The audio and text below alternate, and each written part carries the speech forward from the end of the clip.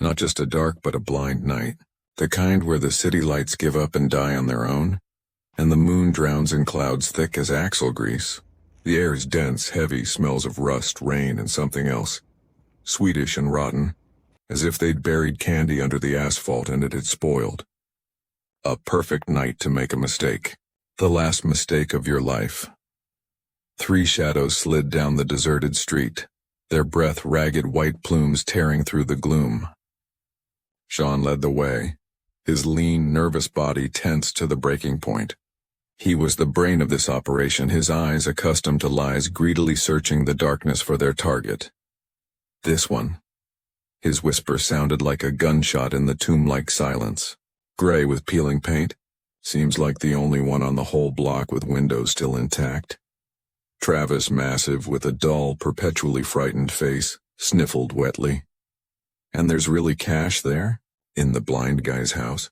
I don't buy it. There is, Sean snapped. Old man Doe. Worked at the plant until it closed. No family, no friends. Saved all his life, scared of banks. Keeps it all in the house. A bag of cash, Trav, a bag. We find it and we're set for life.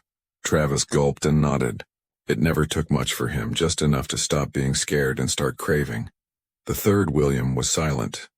Tall, thin, in a black hoodie pulled low over his head, he resembled a shadow given form.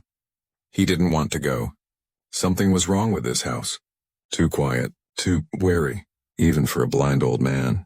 But Sean was his brother, and in their world, family ties meant only one thing. You go where you're told. The basement window yielded without a fight. The wood of the frame was rotten through. Sean disgustedly brushed aside a cobweb with sticky, dead flies and was the first to vanish into the black maw of the house. Travis grunted and squeezed through after him. William paused on the threshold for a second, staring into the impenetrable darkness. It smelled of dust, mold, and almonds, sweet and bitter at the same time. He took a deep breath and stepped inside. The basement was a kingdom of chaos and oblivion. Old newspapers, boxes of rusted hardware, broken furniture. The beams of their flashlights like scalpels cut through the dark, revealing absurd details. The glass eyes of a stuffed raccoon.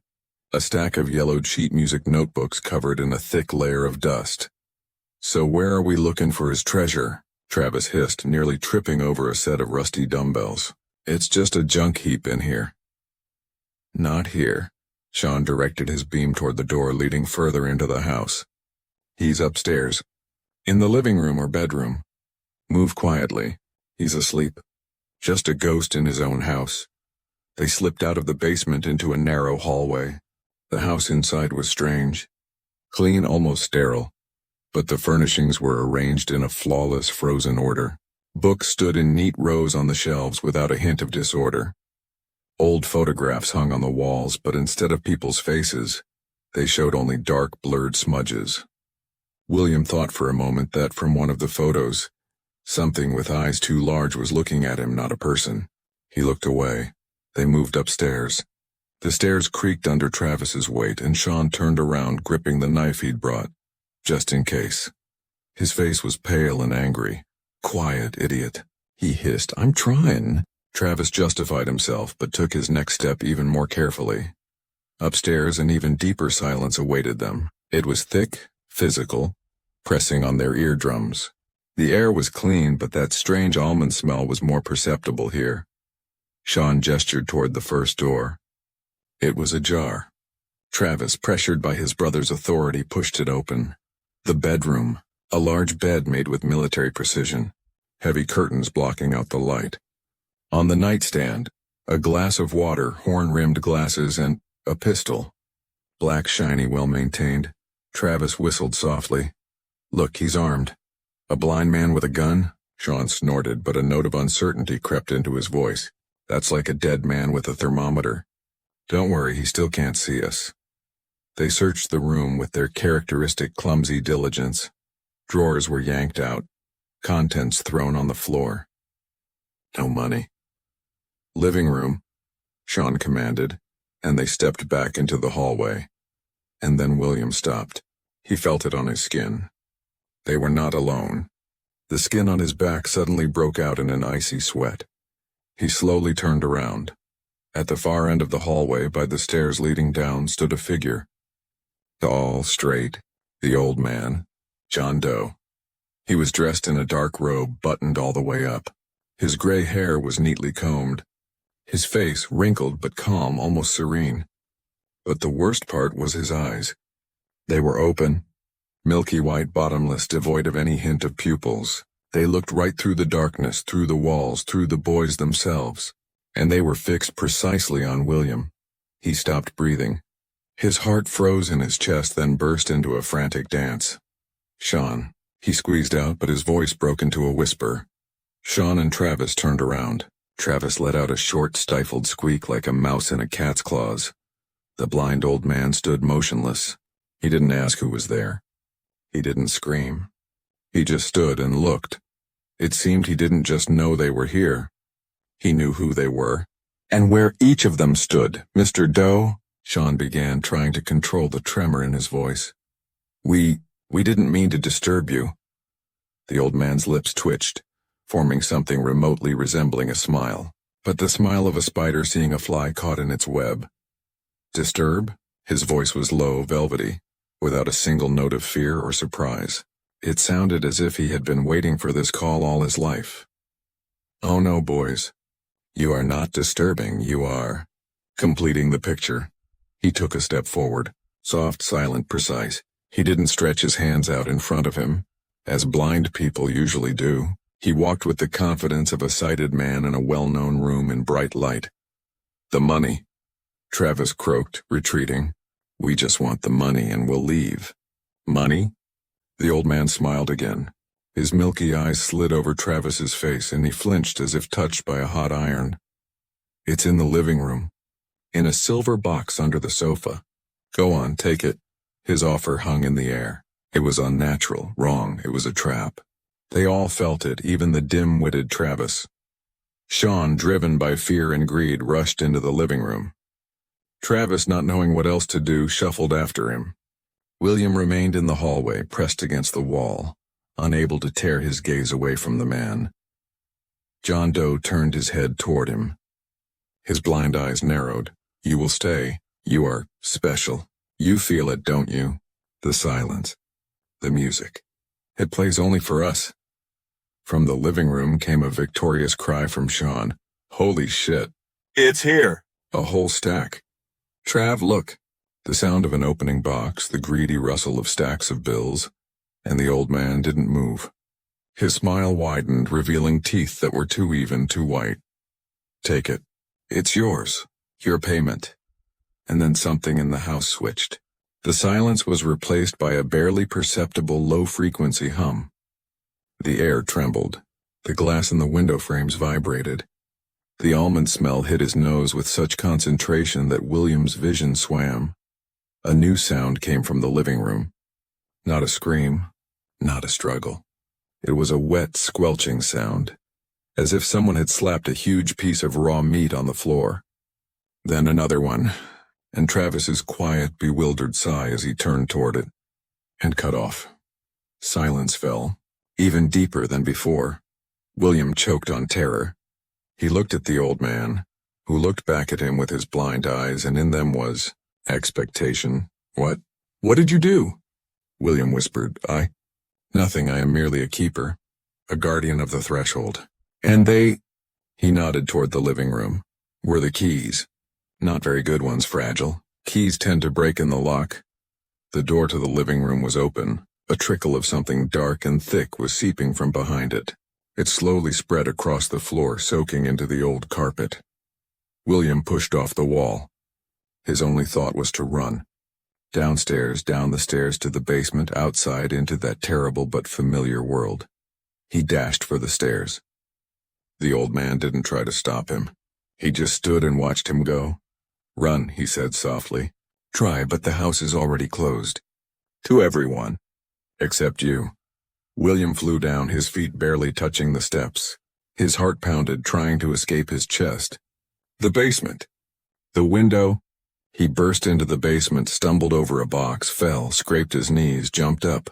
He ran to the window they had entered through. It was gone. In its place was a smooth, rough concrete wall. He felt it cold, monolithic, long-dried.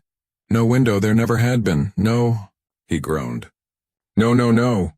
He lunged for the door leading to the hallway. The handle wouldn't turn. He pulled with all his might, nothing. The door was locked, blocked. He started beating on it with his fists, screaming, but the sound of his voice was muffled, absorbed by the walls as if they were lined with velvet. From above, down the stairs, came a soft step. Not hurried, not pursuing, merely stating, thump, thump, thump. The old man was descending. William recoiled from the door, looking around for a weapon, another way out, anything.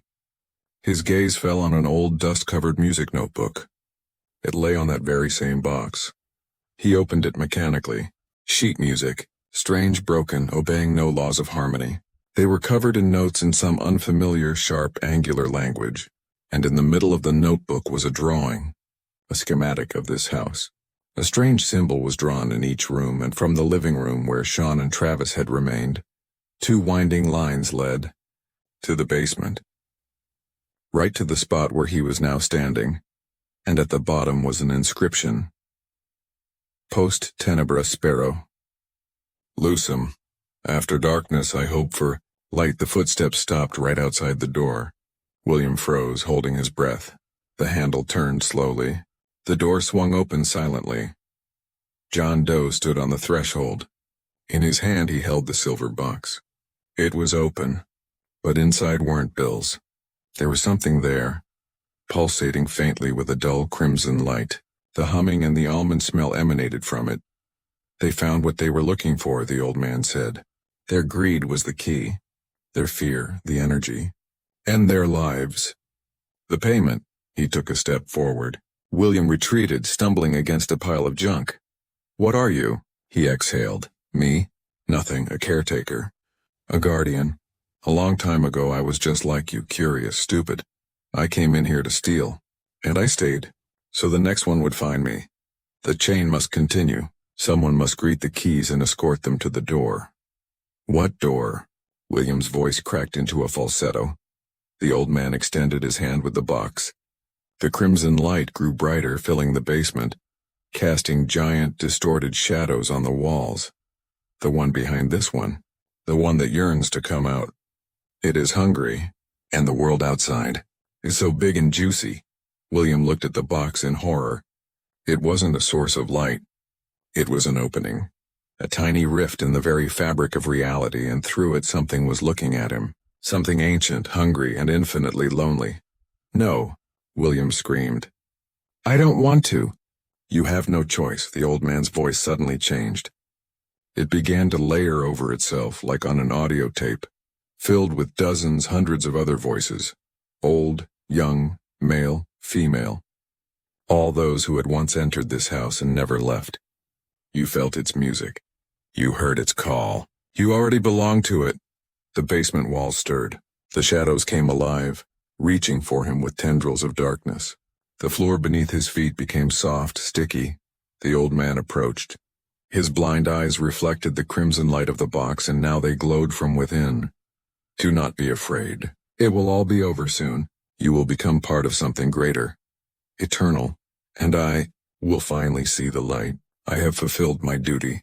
I have found a replacement. He was now a centimeter from William. The cold emanating from the box burned his skin.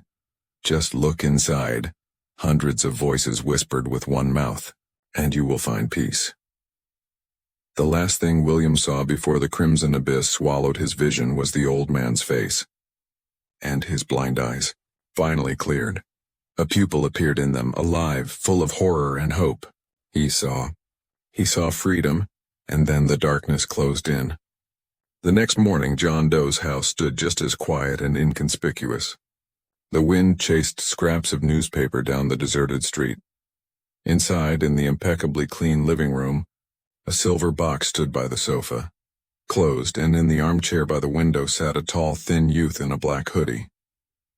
His hands rested on the armrests. His eyes were open, and they stared into the emptiness before him, cloudy, white, blind. He waited. waited for the rumors of hidden money to bring the next set of keys to his house, waited for greed and stupidity to knock on his door again. And in the silence of the house he fancied he could hear a faint, promising music.